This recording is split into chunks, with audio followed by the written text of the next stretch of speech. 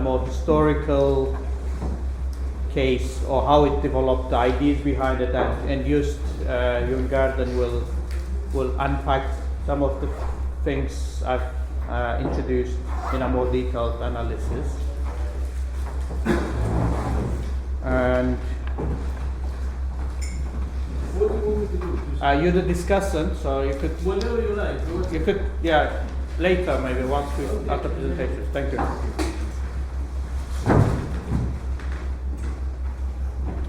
So for those of you who are not very familiar with the case, what I'm talking about is this entity in northeast Syria. Which entity? The yellow one? Yeah, the yellow one. Oh. The Kurds call it Rojava, colloquially, like it's known as Rojava International as well, but officially it's known as the Autonomous Administration of Northeast Syria. This is the situation about 2 months ago.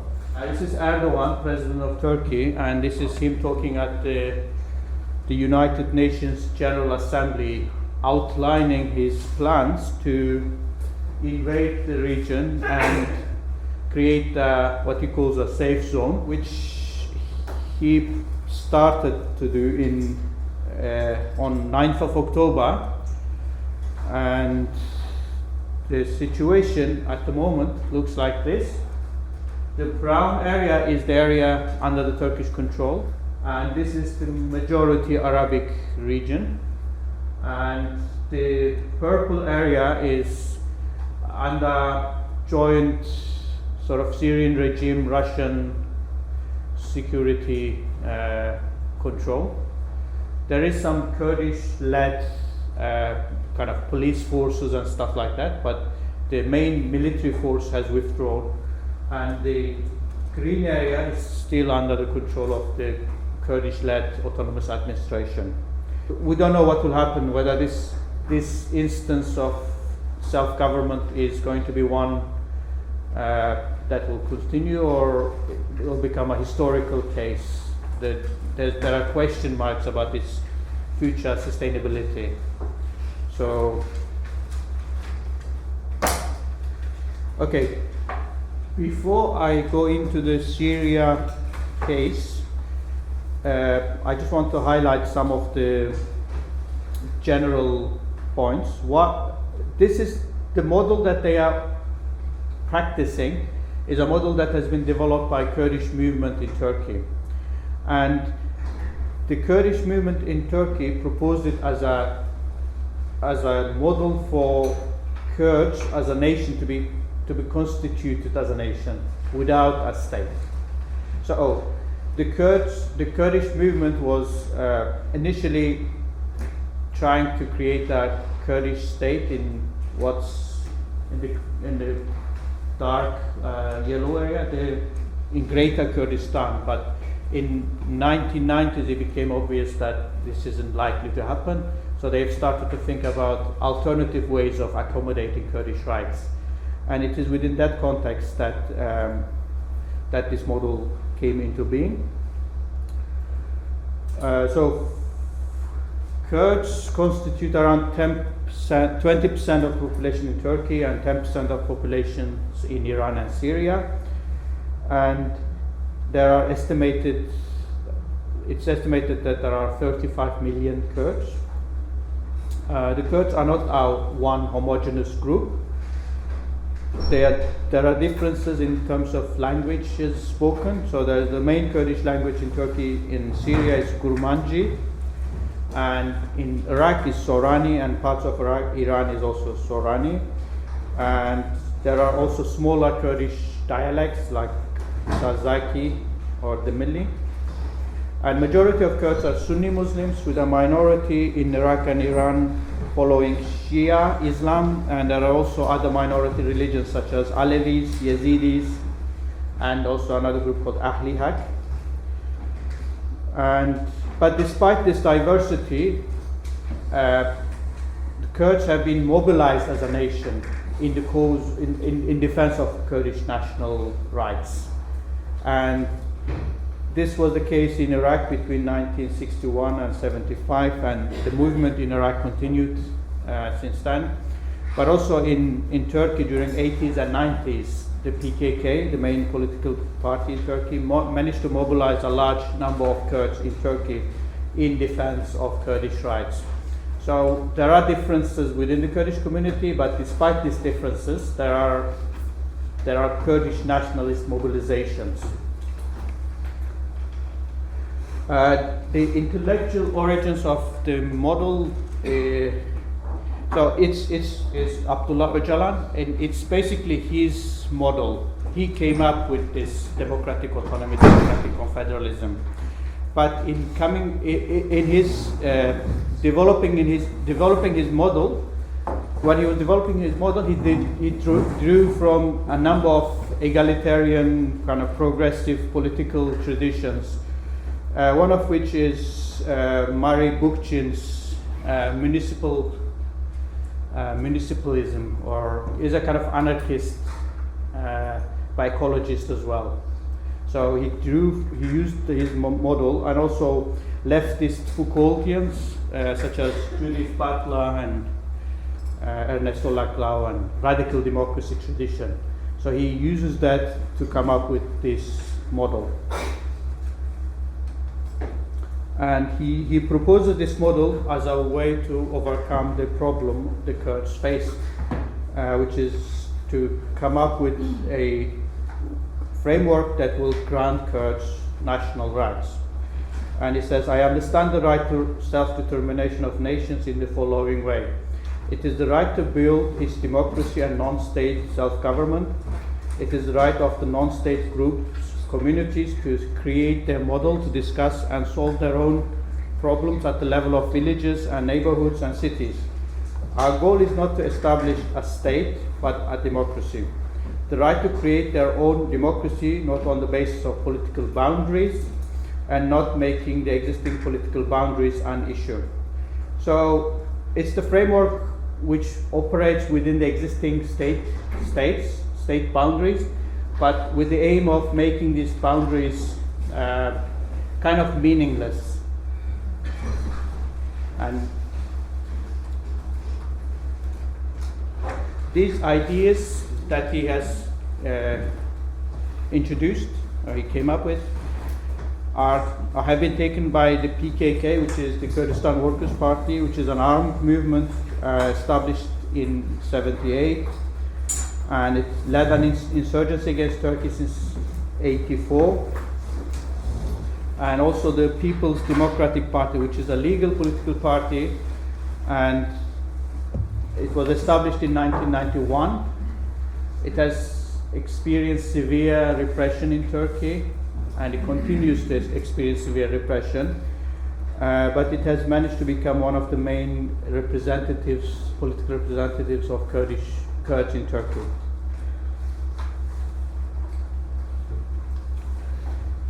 And this is how they are framing for PKK. So autonomy, democratic autonomy, they both use the word democratic autonomy in their discourses, but they mean slightly different things, or quite different things. For the PKK, it says, a fundamental characteristics of democratic autonomy is that the Turkish state accepts the constitutional recognition of the national identity of the Kurdish people. Together with the recognition of national identity, it is necessary to remove all obstacles in front of Kurdish language and cultural development, and to enable Kurdish to become a language of education. The right of the Kurdish communities to organize themselves through a network of local and regional councils and create their self-government. The representative councils will have the possibility of solving societal problems in areas that does not directly concern the state. So basically, it's about recognition of Kurdish rights. It's about creating Kurdish self-governments in areas that concerns the Kurds, in cultural areas, political areas, and to reduce the power and authority of the state, the Turkish state. So Turkish state is too centralized at the moment. What they want is to empower the communities, not just Kurds, but other communities too, that will push back the boundaries of the state, political boundaries, the state authority, so that there's more room for Kurds and other groups to express themselves and to develop their culture and identity. The political party, the HDP's, understanding of democratic autonomy centers around decentralization. So they propose the creation of dividing Turkey into 20 to 25 regional administrative bodies. In these areas, they will have autonomy. These regions will have autonomy in more or less everything except foreign affairs, border controls, and national security. And this will, they say, lead to widespread democratization, and people will be enabled to take part in collective decision making and organization at the local level. And they also they are kind of a feminist party or an environmental party as well. So they have incorporated demands for gender equality and environmental protection into that discourse as well. So democratic confederalism of Kurdistan is not a state system. It is people's non-state-based democratic system. It's based on recognition, protection, and freedom of expression of all cultural beings. It takes its basic principle to be democratic solution of the Kurdish question, the recognition of Kurdish identity on all levels, and development of Kurdish language and culture. So it's about recognition, and language rights play a big role in this solution. And it's about creating grassroots organizations and organizing people through these grassroots organizations and linking those organizations to higher kind of representative bodies. And in doing that, they create a Kurdish self-government. So that's the model.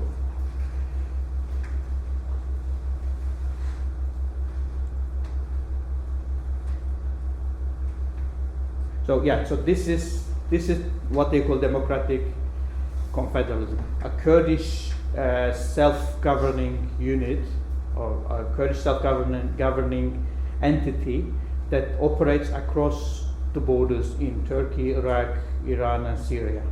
It's like a pan-Kurdish entity. But at the national level, at the state level, what they propose is democratic autonomy. And by that they mean autonomy is different cultures and communities deciding for themselves on matters relating to their rights and being responsible for governing their affairs. It's a model for accommodating Kurdish rights in Turkey, but also similar models have been proposed for Iran and Iraq, and not so much for Iraq, but Iran and Syria. And it's about arranging Kurdish relations with the states. It's like a social contract that will be accepted by the states and the Kurds that will define the relationship between Kurds and the state.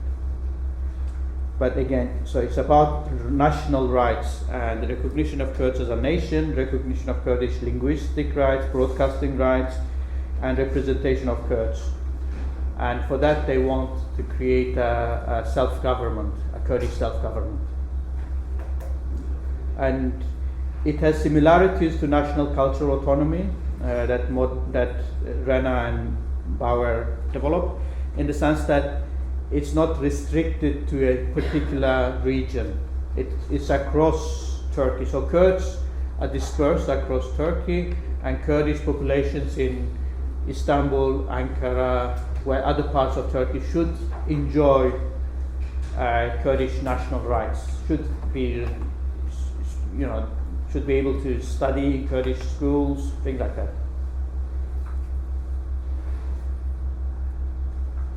Okay, now Kurds in Syria. In 2011, so when the conflict began, the Kurds began to accelerate their efforts to organize and in 2011 they formed the People's Defense Units, the YPG, and in July 2012 Assad's regime withdrew from a lot of the Kurdish populated regions, and that created the de facto Kurdish autonomy. So Kurds were in charge in Kurdish majority regions in Syria.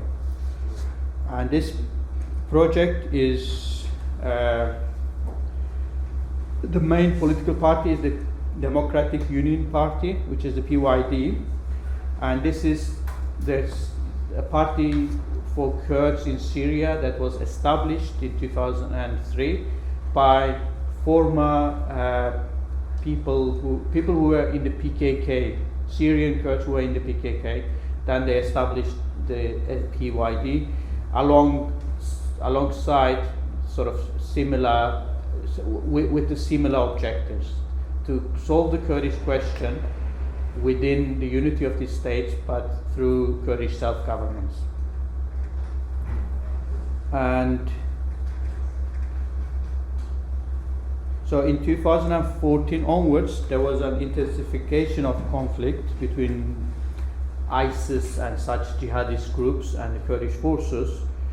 And in that conflict, Kurds managed to win the support of the US.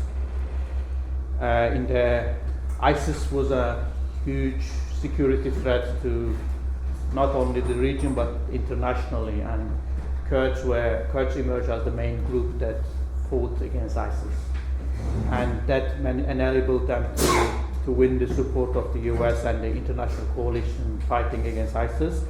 And at the moment, the SDF, the Syrian Democratic Forces, is the main military force, but the YPG still exists, and it's part of the SDF now. It's the main part of the SDF.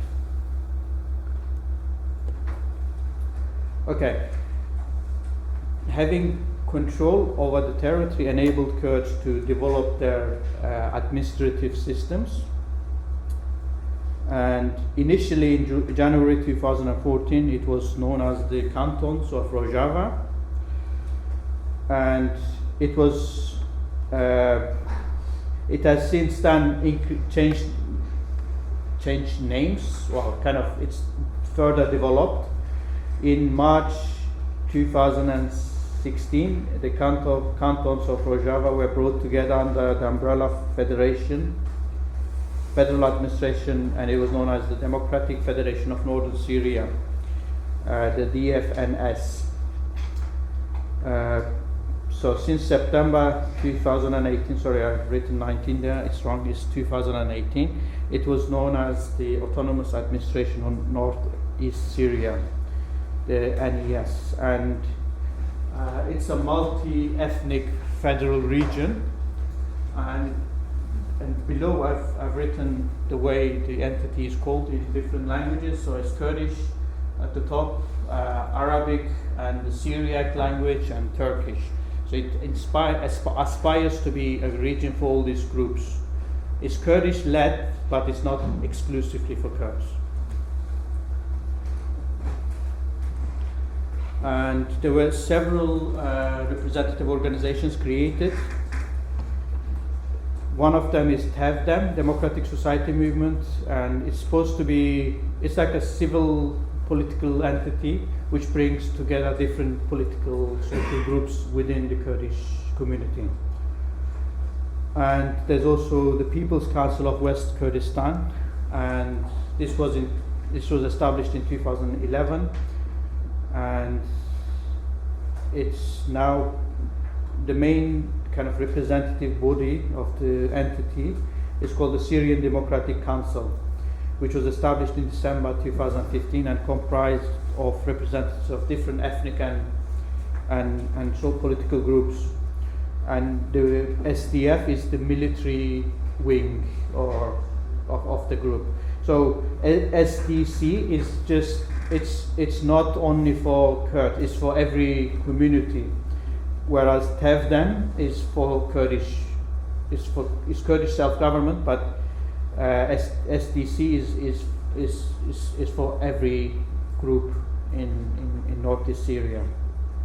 So they have a system of self-government for each group, and all these groups are brought together under one roof, if you like, which is the SDC. So it's a multi-ethnic region led by the Kurds. The approach of autonomy embodies democracy and pluralism, secularism, and preserves the region's multi-ethnic character through grassroots democracy, decentralized governance structures, and women's rights. It's decentralized. The system itself is decentralized, and they really want to keep that. It's kind of that's like essence of the system. So within itself, it's divided into seven regions, which are known as cantons, and the democratic autonomous administrations are the governing body of the cantons. So the NES, the autonomous administration of Northeast Syria, is the body for the whole region, and within it there's seven cantons, each of which has their own government, which are known as the DAA, and so they have a legislative council, and this legislative council elects an executive council, and they have a co-chair system, which means every important political position has to be shared between a man and a woman, and they do that by, they also incorporate the ethnic divisions or differences into account. So in one canton, for example, if it's a mixed canton, one of the co-chairs is Arab, the other one is Kurdish. If it's an Arab majority area, both of the co-chairs are Arab. If it's a Kurdish majority area, both of the co-chairs will be Kurdish. So at the bottom level, lowest level, is the commune, which is comprised of the residents of a village or a street in an urban context, and usually we're talking about 50 households. And these figures that I'm going to say are from 2018. So at that time there were 3,700 communes across the northeast Syria, and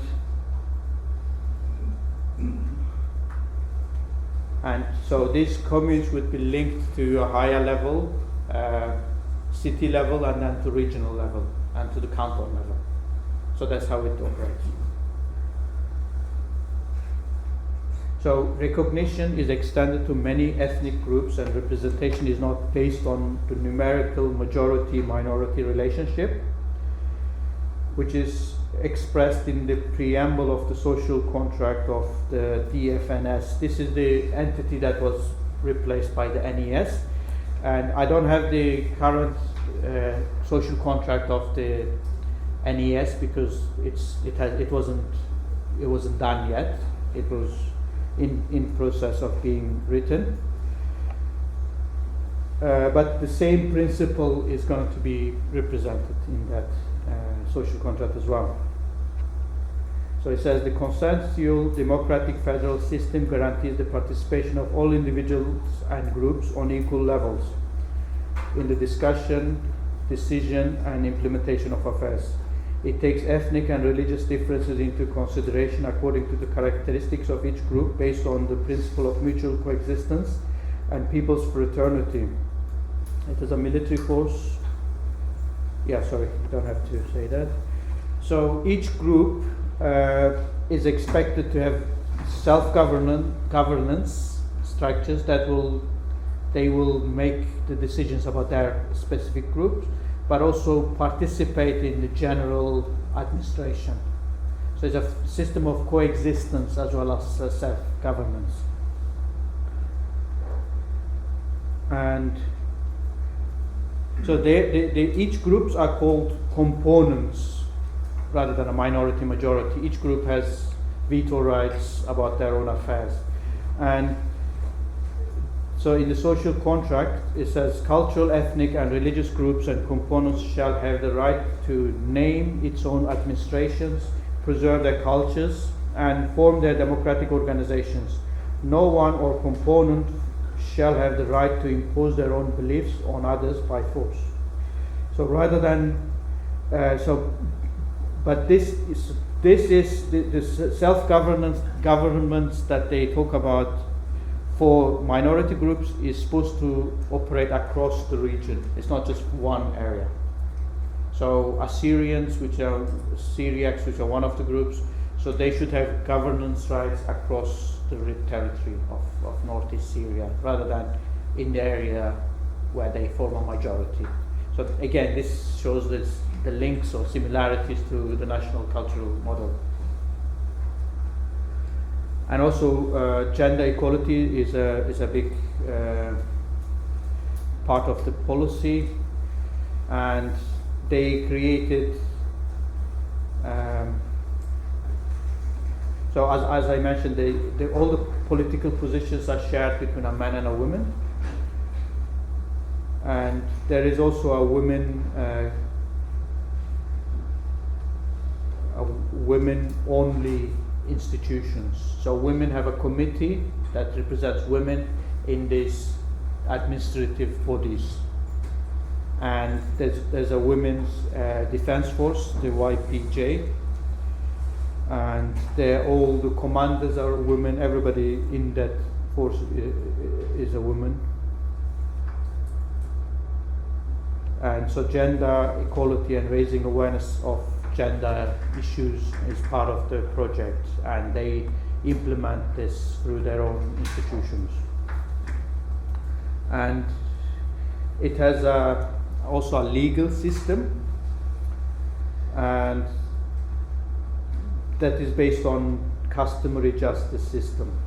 So they have justice councils, and these justice councils solve these legal problems. Each justice council has 14 members, and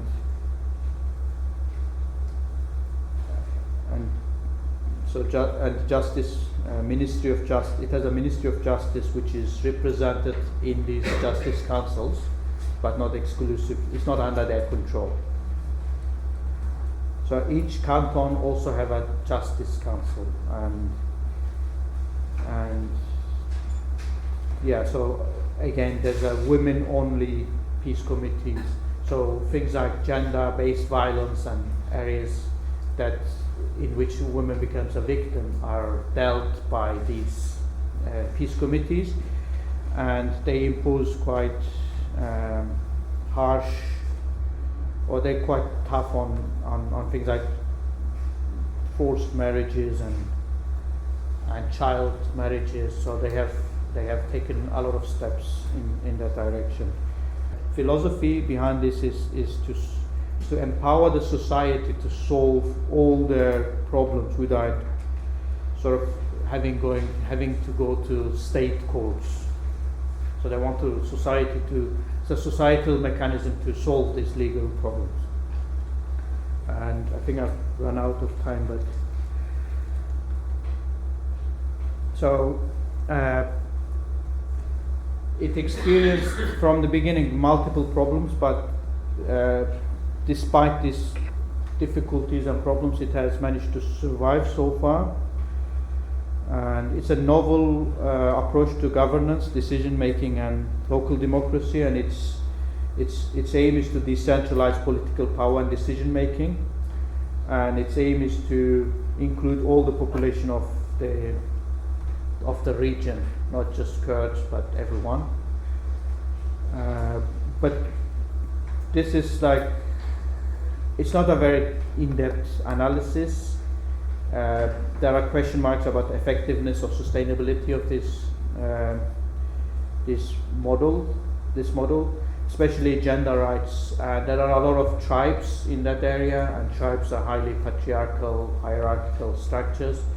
So the promotion of gender equality isn't going to be very popular with them. So there are areas that in future will, be sites of conflict and contestation. But yeah, any question, I'm happy to.